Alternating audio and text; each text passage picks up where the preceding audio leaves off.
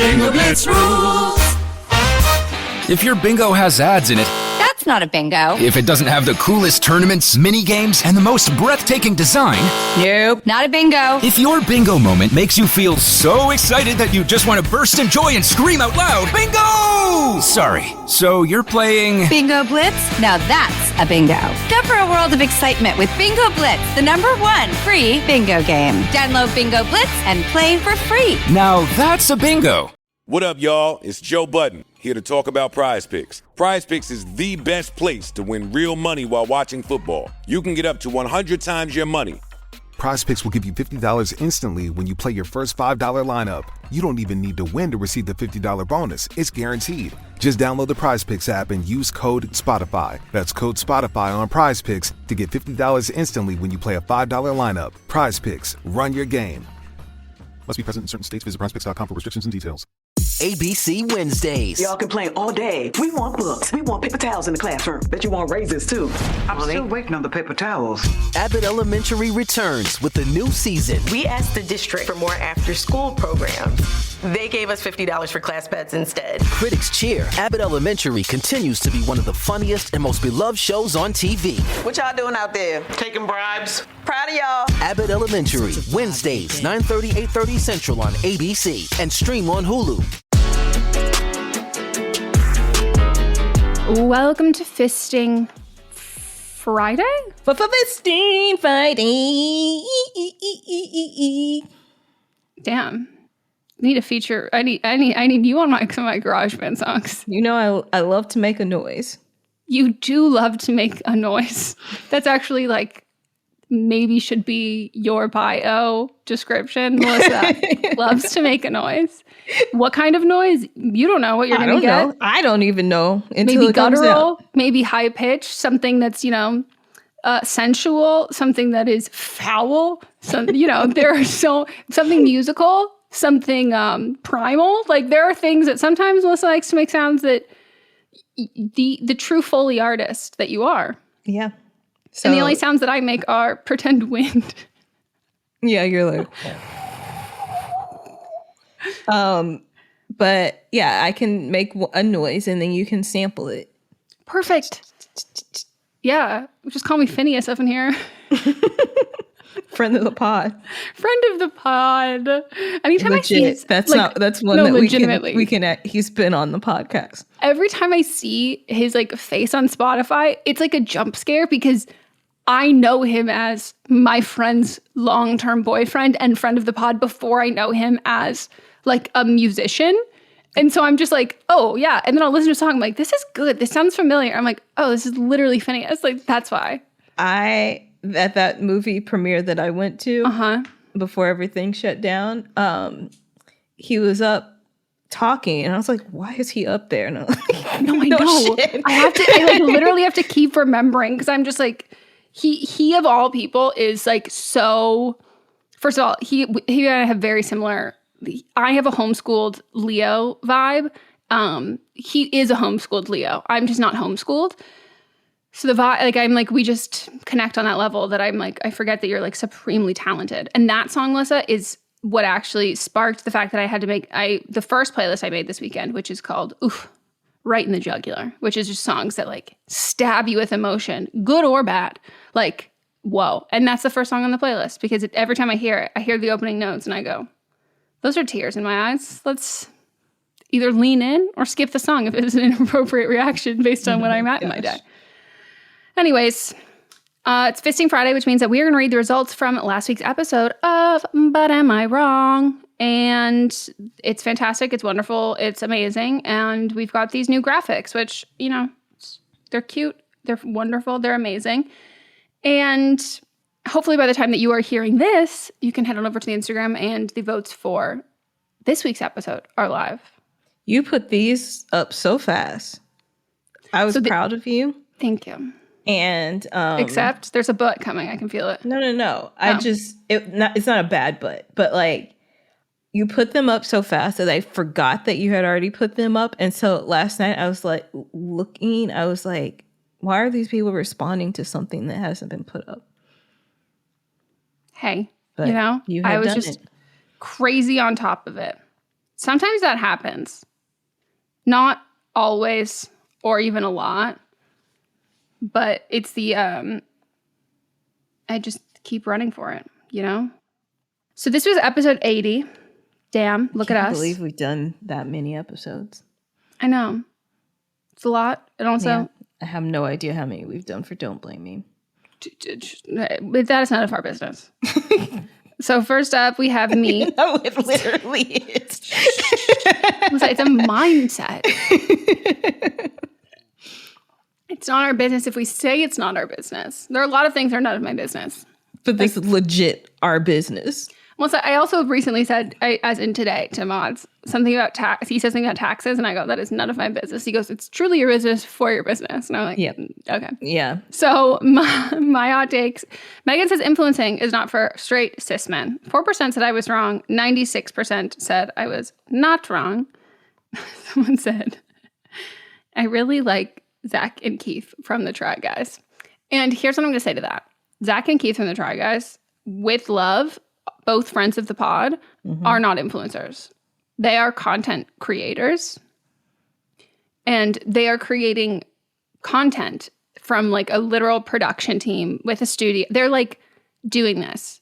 The man who inspired this is sitting in his home on his like, in his fucking desk chair next to his, what I assume is, you know, those old desks with like the PC that doesn't even turn on. Like he's sitting there lip syncing, doing karaoke to Taylor Swift while people send him money on TikTok Live. That is not this. That is an influencer. There is a huge fucking difference between that and Zach and Keith. Like, it's just not the same. It's just not the same. And it follows in one of my overarching belief systems, which is, you know, one, normalize divorce. And second, double standards are fine as long as I agree with them. And that is one of them. What does the divorce have to do with this? No, it's just like one of my overarching things. Oh, someone recently commented, I like got a YouTube notification. Like their like YouTube studio notifications are not good. Like you'll like get one randomly a couple months later, or like they'll only do one to like count for like 100 or something. And I rarely click them, but I clicked on one yesterday, and it was literally yesterday, the day before, and someone had commented on the podcast episode with Ned saying, "Oof, this didn't age well." I'm like, no, did not. They were a little late to the party. I know. I'm like, how did it you got get a refresh? Here? It got a huge refresh. I think that was maybe one of my most viewed and like most interacted tweets with ever. Mm-hmm. God, it was so fucking funny. Anyways. All right. Then me. Melissa has a problem with the Charmin bears. Who's wrong? 20% said I was wrong. 80% said I was not wrong. Honestly, I thought that would be more controversial because people seem to love those little bears. Yesterday, as I was watching television, another commercial with them came on, and it made me angry to the point where I wanted to throw. It was one where the dad, Leonard, is in the bathroom, and I don't remember what he was saying because at this point I tuned it out. But then the three little bears were standing outside the bathroom, like commenting on what was going on in the bathroom. Sometimes Mott's while I'm like peeing, he will just like stand outside. He's like, "How you do?" And I'm like, "Literally leave. Like, just leave. I don't want it. Like, I love you." And then if I'm like, "Hey, I'm gonna go poop," and he'll like follow me and then just stand outside the bathroom. Like, I genuinely need you to leave because I'm about to scroll on Reddit and like watch a YouTube video while I poop. Like, I don't want to talk to you about this. Maybe he learned it from them. Maybe. That it would make sense. And this is why men shouldn't be influencers. Someone said I didn't realize they were still alive. I cackled when I fucking read that one. I was like, yeah, I guess you do think about like different mascots, or are they called mascots when it's like a brand? Yeah. Like that they live forever, or is it they're just, it's like when goldfish die and you replace them and you don't tell anyone. Well, since they're animated, they can live forever. It's true. Someone said, obviously, Melissa's not wrong, but every time I see their eyes, I spiral over again. Why? Who the fuck approved this shit? Which I thought was a good choice of words. Yes. Shit. Shit. The operative word.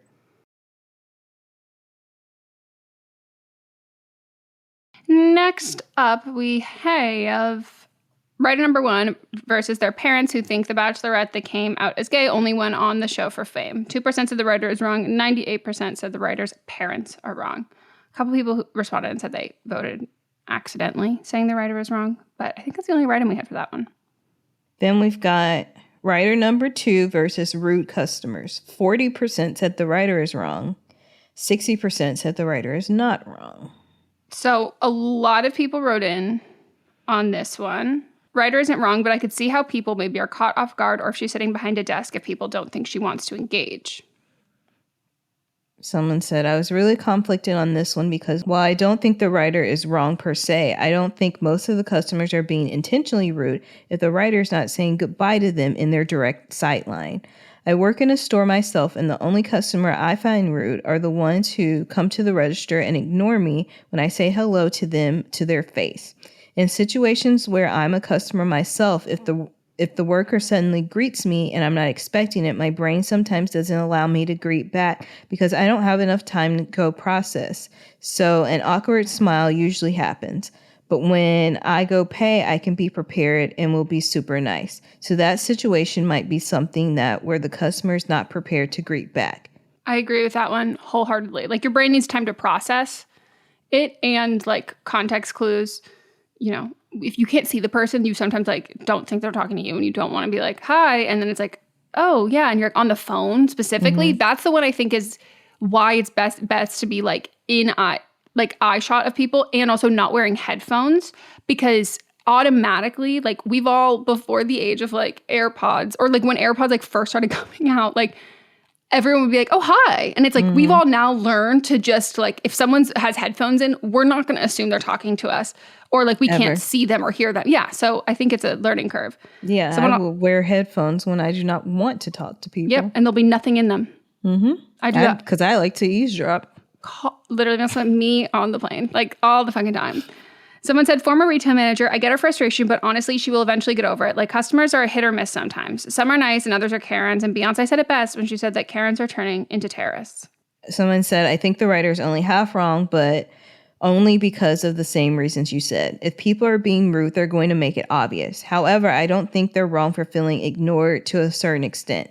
People just don't treat customer service workers like human beings. I don't necessarily like being watched over by a sales associate, but when it comes to small businesses specifically, I love a little pleasant conversation at checkout.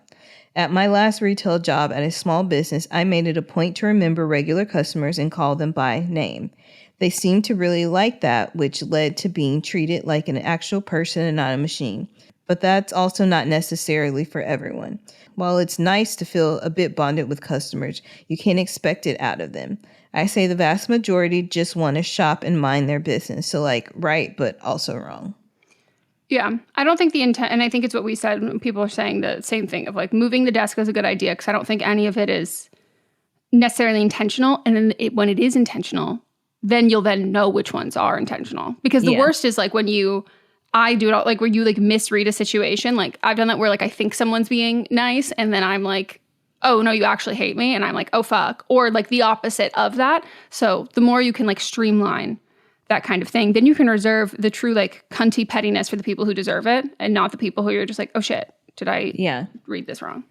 And I'll say my father, who was Miss Congeniality, fully Mr. but Congeniality. Also in the furniture business, he would stage the desk so it looked like, so he put it near the front of the store, but stage it to look like it was part of the displays. Cute. So then he could be right there when people came in if he was there. That's smart. Yeah. It's very smart. I think everyone should be allowed to sit at their job. And so like, I also think that we should implement in like everyday life the kinds of stool/chairs, the rolly ones that doctors have, where they can like get from like one room to the other with just like one little leg pop. And I'm like, we need those in everyday life. Like I want that in my kitchen. Like I want that everywhere doing everything. And I think people who work retail, whatever they work, you should be able to have that. Yeah. Then you can just be there. Once when I was working in retail, I had a secret shopper come in and they gave me bad score, but it was only because I don't know why they would have somebody come in during the holiday season. And the store was packed. It was on a Saturday, and there were 6 steps that we're supposed to go through with each customer. And I was the only person working, and there was no possible way I could go through each 6 steps. You'll lose sales. Yeah. And so the woman was like, she was great. Like, she was super nice. She was super attentive, but she didn't go through these things. And I was just like, there were so many people in here. I had to work the register and the floor. There was no way. I was like, whatever. Yeah, no, it's like at the end of the day, it's like, not like I got like in trouble or anything. My sales were exceptional. Look at you. Finally, something that I have not been able to get off my feed, which I'm very fucking okay with. Melissa, when I need everyone to watch the promo video for this episode. It's so funny. It took me a little while to get it up, so you might have missed it. But I couldn't even include her whole fucking serve because her serve was longer than the time we took to talk about it, Melissa. I was like, I can't include this. Like, I literally included just a small portion of it, and it gave me such a giggle. So this is our shared wrong of the week. Laura Sigmund and Mariana Veljovic. And 98% said they're wrong. 2% said they are not wrong. That 2%, I am like 100% sure that those people all messaged and said this was an accident. The responses to this are so fucking funny. So first off, I don't know if you saw this one, but someone said, okay, so I saw the daughter of the woman in the tunnel who was really shocked after Bitch Baby came in after the match. Apparently she just said fuck, but the worker woman is someone who reacts really big when someone curses. Def thought she said a slur or something racist, but I guess not. I also saw that video and I rebuked that information. I want to say, watching that girl, I could see it in her eyes that she was communicating that I knew what she knew and she knew what I knew, but she was saying what she needed to say. So the other people could hear that and go, oh, it didn't actually happen. But she knew, if you knew, you knew. Mm-hmm. You could see it in her eyes. Where I was just like, okay, cool. Whatever we have to say for HR, that's totally fine. Your mom needs to keep her. Okay, cool. But we know you know. We know you know. We know you know. We'll know in 5 years. Yep. And then someone said, I don't understand her sob story afterwards. She was borderline cheating, rule breaking, and the ref was being too lenient with penalties. Racism is likely to play here for that. Like, play the damn game. Yeah, that part, it's like, it's not even borderline cheat. Like, she was cheating, but she was doing like the ones from, I've seen a lot of tennis players like stitch these videos and like talk about it. And she's doing the kind of quote unquote cheating that is, a lot of people like overlook the first one and it's just kind of like, okay, you know, it's a tough game. Like, we get it. Like, people, whatever. But it's like the subtle stuff that the only people who can really tell and who really pisses off is the other player. So it's like not disrespectful to like the fans necessarily, unless they also really understand the game of tennis and know all of that stuff. Like, for me, if there's like an extra long break in between someone serving, like, I'm not, as an audience member, like, I'm not automatically thinking something's going on, especially if the commentators aren't saying it or they're not filming or whatever it is. So I did think it was like, it is so unique, like mind game, attempted mind game. Yeah. But our gal, Coco, won that shit. The whole fucking thing. That video of her winning and her mom, oh my God, I cried. Yeah. I'm so excited. Also, who she played against, lost with grace. Like, yeah. She walked off, went to, well, first of all, she made a joke about firing her whole team, which was hilarious. Because some people didn't know she was joking. I really hope some people in her team were like, if my job in jeopardy, I'm like, okay, your vibes are unmatched. Like, people's mouths like literally dropped. I don't know why people think that tennis is like ultra serious. Like, have they not seen specifically the American tennis players? Like, people are like dabbing after they win, and they're like, I'm like, these are kids. They're having fun. This is like a hee hee, a ha ha. And then she went back to the locker room and, of course, was like mad and was like beating her racket on the ground and just threw it. She did that in the locker room or it wasn't in the locker room because why would they have a camera in the actual locker room? But wherever it's like it was. the prep post. Yeah. It's not and the she put it in room. the trash and she was done with it. And then she still goes onto the presser and it's like, I'm still number one in the world. So like, yeah. I don't think there should be cameras there because people were making like very astute, like where it's like if Serena Williams did this, like the shit that people would completely lose their mind over.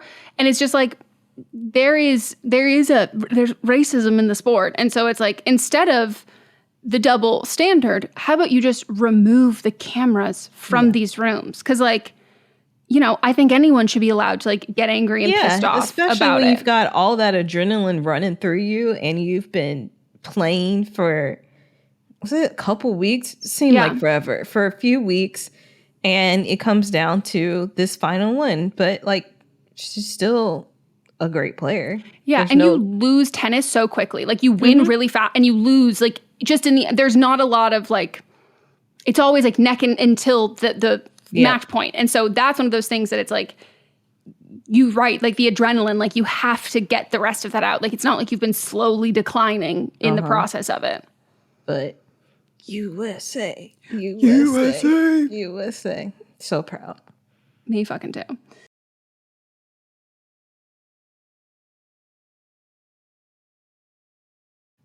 There it is. Whoop, whoop. There it is. Upside down and inside out. Is that the next lyric? Wow. Do you know the song It's So Cold in the D? It's so cold in the D. How the fuck are we supposed to keep peace? Mott's didn't know that until yesterday I showed him. And I was like, in the Mott's household, even though that song is about murder. It is. But in the Mott's household, it is a Christmas tune. I feel the festivities there. Like that actually that's not a huge shocker to me. What a song it is. And I asked him because I've been making new playlists because there's been some like new music out that I've been enjoying. And I'm like, I need to get back to listening to music. It makes me more creative. Like I love music. And I was asking him, I was like, what's like, did you say making music? Playlists. Oh, I was like, first of all, bitch, I did have a garage. I'm so sorry. Do you not know my origin story? No, I don't. Girl, like I've been a star was born on August 4th and it was me. Whatever it was, like I used to make like, obviously like any other kid, make movies where it's like, instead of an essay, how would I make a movie? And I would always do things like that. But specifically, I went to Stephen Kate's camp, shout out, anyone from the Bay Area. I don't know if they're anywhere else. But I would only go to like the date, like they had like one, I couldn't go a lot because it was crazy expensive and you had to also like spend more money to do like more cooler things. And one of like the baseline things you could do that is just for like the amount of money it is was, actually I think they did deal with like the YMCA when my dad worked there. Something like that I got to go for a couple days. They had one where it was like a garage band class and you could like make music. So naturally I spent 85% of the time making the cover art for my album because I was like, this is far more important. But I learned how to do like garage band and then I took that knowledge with me to high school where a friend and I made a Christmas album with I think we had one original song and then the rest were parodies of different songs. And we made a whole leaflet, like pamphlet that folded out to a full-size poster of us. And then ones with like each individual like photo with the lyrics there. So yeah, you could call me a musician. Megan, I've known you for at least 7 years. I believe. And I've never heard any of this. Melissa, be thankful because how many times have I told you the same stories over and over and over again? And look, me, brand new information to you. Well, thank you for sharing. Now I can't need to promise hear. I'll have more. I need to hear the music though. Well, there's one that's a cover of Hey There Delilah, and we changed it to Hey There Jackson Carter, who was a kid in our class that we used to just like. Wait, I do know that. Yeah, so that was from the Christmas album. Okay. And I like sent him an apology, like I don't even know, like 5 years ago, and I was like, I'm really sorry. That was like so inappropriate, like whatever. And I've known this kid since we were like 3 or something, and he was like, bro, like, it's fucking fine. Like, what are you talking about? I was like, no, I just, like, I'm realizing now. He was like, well, I don't think you would have done it if we hadn't, like, if we weren't chill and, like, hadn't known each other for so long. He was like, no, I loved it. Like, don't pretend that, like, I wasn't in on this. And I was like, okay, fair. See, I know all that. Yeah. That information. I do not know the origin story of it. Or there was another song on there instead of Gimme Gimme, which is from, I think, Thoroughly Modern Millie, which is the Broadway show. We changed it to I thought Gibby. it was Britney Spears. Oh, Gimme Gimme More. What a song. Wait, is it? Let me see. Sutton Foster. Oh, she's the original? I don't know. But we changed it to... Why does she come up so much on this podcast? Does she? Yes. Because, I can't talk about... Oh, yeah. The thing, but... The thing. Because of strike, but she's come up a lot. That's actually true. She also comes up and just across my For You page all the time. And so does the next thing, which is related to it. So we did a parody of that song. Instead of Gimme Gimme, it was Gibby Gibby from a Struck show. Mm-hmm. Yes. Melissa, you know that show? I was that was a shout out to the people who, they would as soon as I say Gibby, they go, I know who Gibby is. You know who Gibby is? Yeah.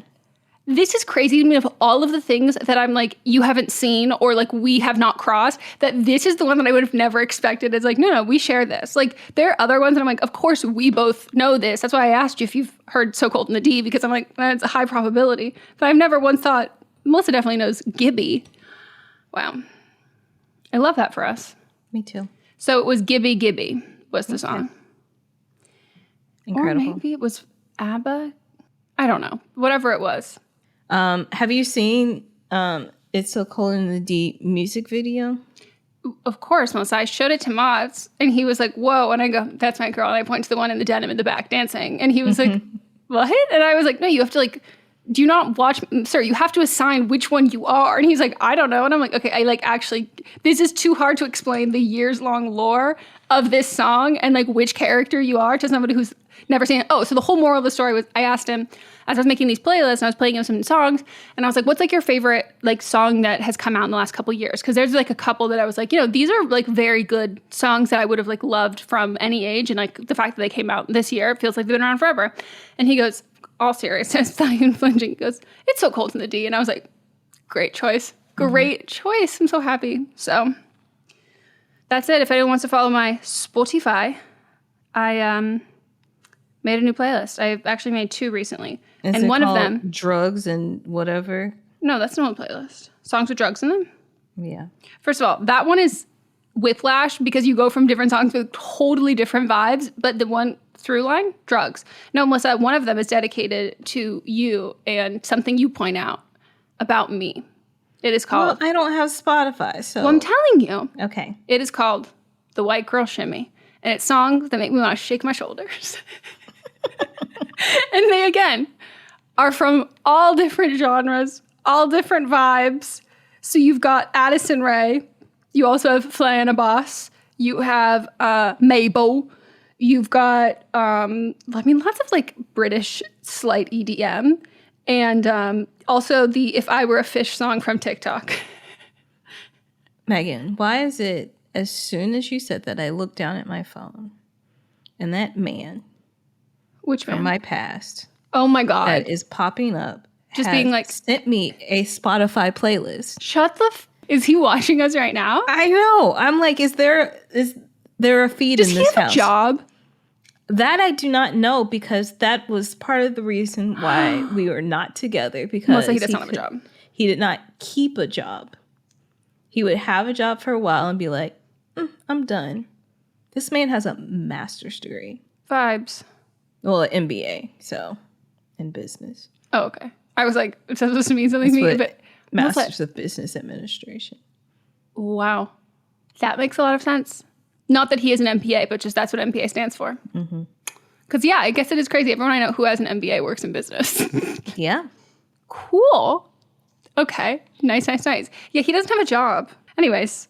All right. Well, that's it for Fisting Friday. Have a spectacular weekend, and we'll see you back on Monday for Don't Blame Me. Tuesday for See You Next Tuesday. Get a little break on Wednesday, and then But Am I Wrong on Thursday. And then we start all over again.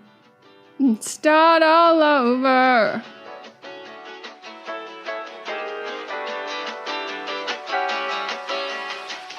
What's up, everyone? It's Noah Daniels. Hey, y'all. I'm JJ. Hey, guys. It's Kat.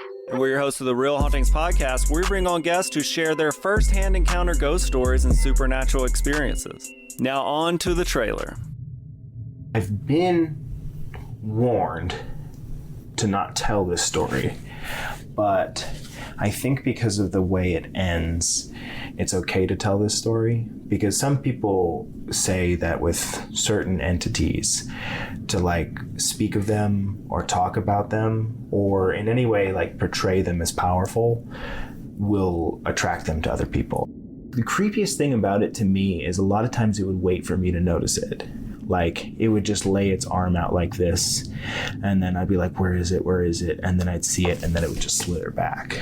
For more information on the Real Hauntings, Real Ghost Stories podcast, make sure you check out Real.fm to learn more about our podcast and many other amazing podcasts.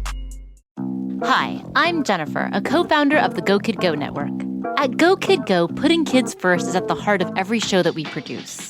That's why we're so excited to introduce a brand new show to our network called The Search for the Silver Lining, a fantasy adventure series about a spirited young girl named Isla who time travels to the mythical land of Camelot. During her journey, Isla meets new friends, including King Arthur and his Knights of the Round Table, and learns valuable life lessons with every quest, sword fight, and dragon ride. Positive and uplifting stories remind us all about the importance of kindness, friendship, honesty, and positivity. Join me and an all-star cast of actors including Liam Neeson, Emily Blunt, Kristen Bell, Chris Hemsworth, among many others, in welcoming the Search for the Silver Lining podcast to the Go Kid Go network by listening today. Look for the Search for the Silver Lining on Spotify, Apple, or wherever you get your podcasts. Listening to a podcast should be time well spent, and I promise it will be if you'll give this podcast a try. It's called Something You Should Know. I'm the host, Mike Carruthers, and in every episode, I talk with leading experts on topics I know you will find fascinating.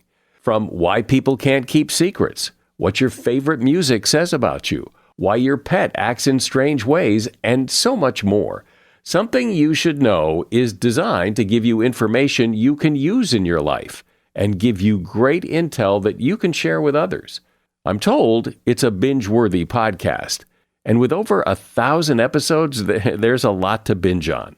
Something You Should Know has been ranked in the top of the Apple podcast charts consistently for a long time. I know you're going to like this. I just need to get you to try it. Something You Should Know. It's available wherever you listen to podcasts.